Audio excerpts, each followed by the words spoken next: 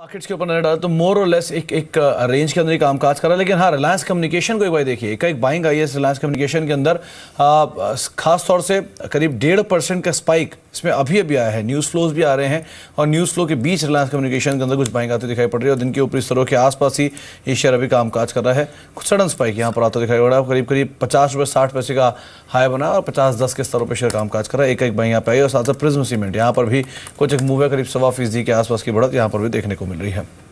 Right, चलिए इसी के साथ शुरुआत कर लेते हैं अब फटाफट शेयर्स के सेगमेंट की। इस सेगमेंट का पहला सवाल ले लेते हैं। हमारे पास जो सवाल आया हरियाणा से हरीश का है।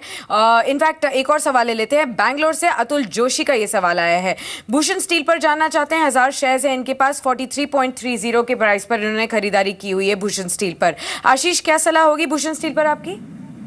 इस स्टॉक का स्ट्रक्चर अगर हम देखते हैं, जिस तरह से फॉर्मेशन यहाँ पे हुआ है, तो यहाँ पे कोई पॉजिटिव रुझान मुझे चार्ट पर नहीं दिखाई दे रहे हैं, क्योंकि ये जो स्टॉक है ये बहुत ही दिनों से एक नैरो रेंज में ट्रेड करता हुआ नजर आ रहा है। ऊपर की लेवल 44.8 है और नीचे के लेवल जो है वो करीबन 40 रुपये 50 पैसे के लेवल पे है। तो मैं मानता हूँ जब तक इस दायरे में ये स्टॉक घूमता है तो यहाँ पे कोई ज़्यादा अच्छा ये नहीं होगा, तो उस स्टॉक में से तुरंत निकल जाने की मेरी सलाह होगी। जी चलिए, तो आपको राय दी जा चुकी है भूषण स्टील को लेकर। तनवीर का एक सवाल है पश्चिम बंगाल से, एमटेक ऑटो को लेकर 515 शेयर हैं 52 रुपये के भाव पर। गौरांग, आपकी राय एमटेक ऑटो पर?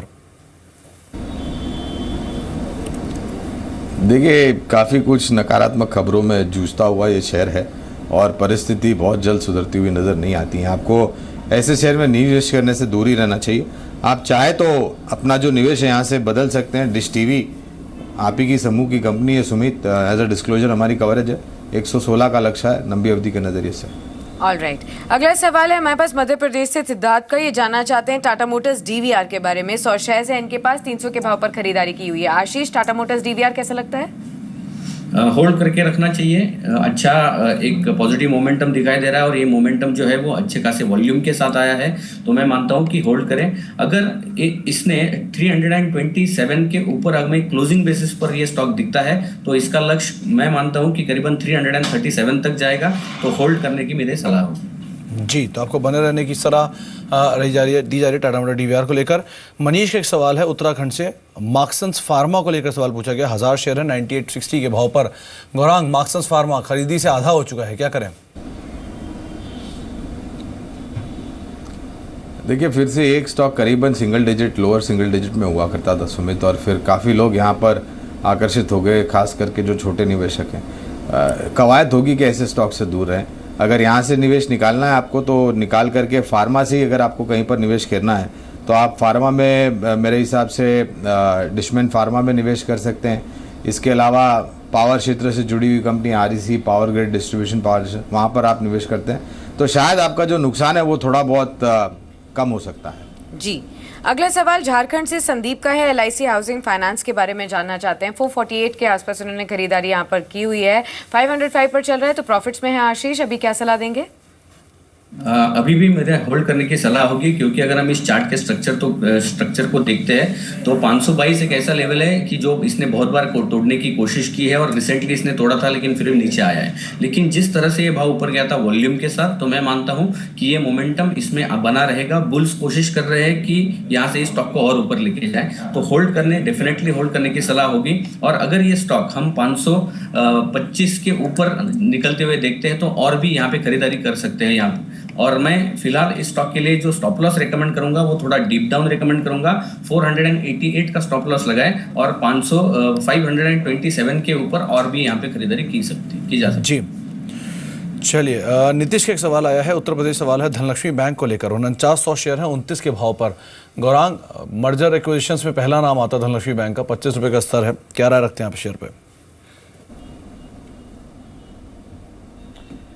देखिए, हमारी राय होगी कि ये मर्जर की बातें काफ़ी कुछ आई और कुछ निर्णायक तरीके से हुआ नहीं है। और यहाँ पर भी एक शकर्स रैली होती है जिसे हम कहते हैं बाज़ार में, लोग यहाँ पर खींच जाते हैं और फिर निकलने का मौका नहीं मिलता। तो ये सब छोड़िए, Andhra bank, Allahabad bank, union bank of India, bank of Baroda या फिर दिग्गज bank state bank of India, यहाँ पर निवेश करें। जी चलिए गौरांग, आप कार्यक्रम में शामिल हुए, आपका बहुत बहुत शुक्रिया हमारे साथ मौजूद रहने के लिए, इन सभी सवालों पर जवाब देने के लिए।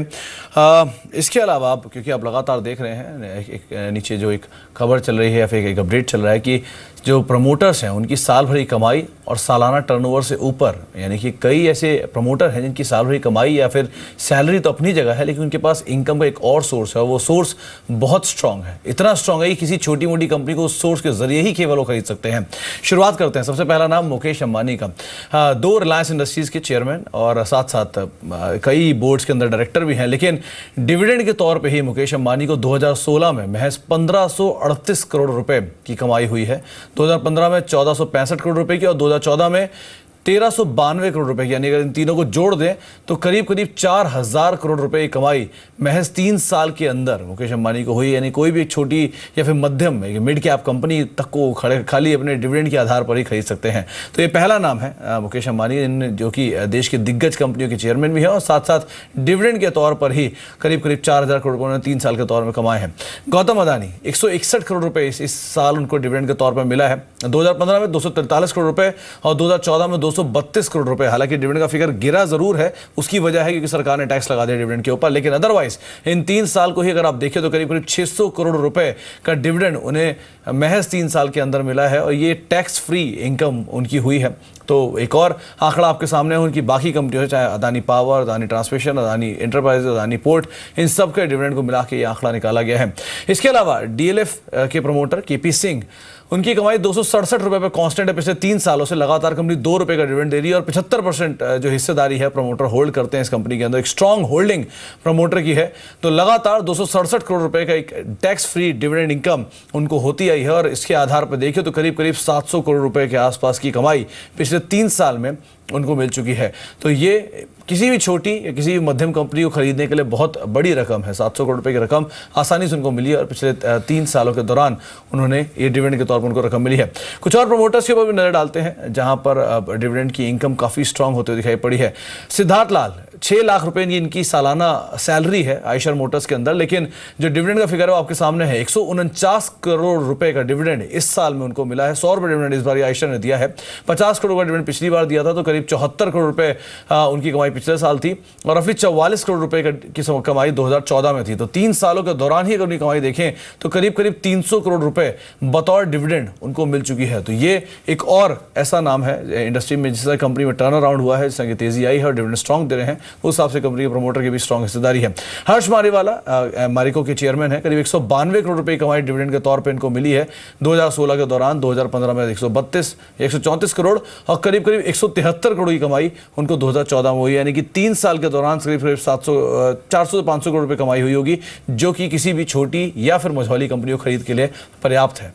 राइट सुमित, आईटी कंपनीज भी पीछे नहीं है और आईटी कंपनी की दिग्गज कंपनी अगर एचसीएल टेक्नोलॉजीज की बात करें तो उसके प्रमोटर शिव नाडर की अगर बात करें तो यहाँ पर भी उन्होंने डिविडेंड के तौर पर वो अरबपति बनते हुए नजर आए हैं। अगर आप देखेंगे 2016 का जो आंकड़ा है 1021 करोड़ डिविडेंड के तौर पर उन्होंने कमाए हैं। 1873 2015 में और साथ ही 2214 करोड़ साक्षी सबसे बड़ा आंकड़ा यही है, करीब 5600 करोड़ रुपए 3 साल के दौरान शिव नादर को बतौर डिविडेंड मिला है। तो ये अपने आप में एक बहुत इंटरेस्टिंग आंकड़ा है कि 5600 करोड़, कई कंपनियों की मार्केट कैप भी नहीं होती और उनको महज डिविडेंड के तौर पे ही 5600 करोड़ का आंकड़ा मिला है। तो आईटी कंपनियां जो कि डिविडेंड देने में वैसे ही कोई पीछे नहीं हटती। 26 रुपए का डिविडेंड पहले साल 2014 में, फिर 22 रुपए का डिविडेंड 2015 में और करीब करीब 15 से 20 रुपए डिविडेंड उनको मिला है 2016 में। तो एक स्ट्रॉन्ग डिविडेंड मिला और उनकी होल्डिंग के हिसाब से करीब करीब 5600 करोड़ रुपए का डिविडेंड पिछले 3 सालों में उनको मिल चुका है। साक्षी राइट, एब्सोल्युटली। अगला जो कंपनी है उसके बारे में भी बातचीत कर लेते हैं। जो नेक्स्ट नाम आया है वो है नस्ली वाडिया का। बॉम्बे डाइंग के चेयरमैन और साथ ही कई और कंपनियों के भी वो चेयरमैन रह चुके हैं, प्रमोटर हैं ब्रिटानिया के। और देखा जाए तो डिविडेंड के तौर पर जो उन्होंने 2016 में कमाई की है वो 130 करोड़ की है। 2015 में अगर देखा जाए 104 करोड़ और साथ ही 2014 में भी 83 करोड़ बतौर डिविडेंड उन्होंने कमाए हैं।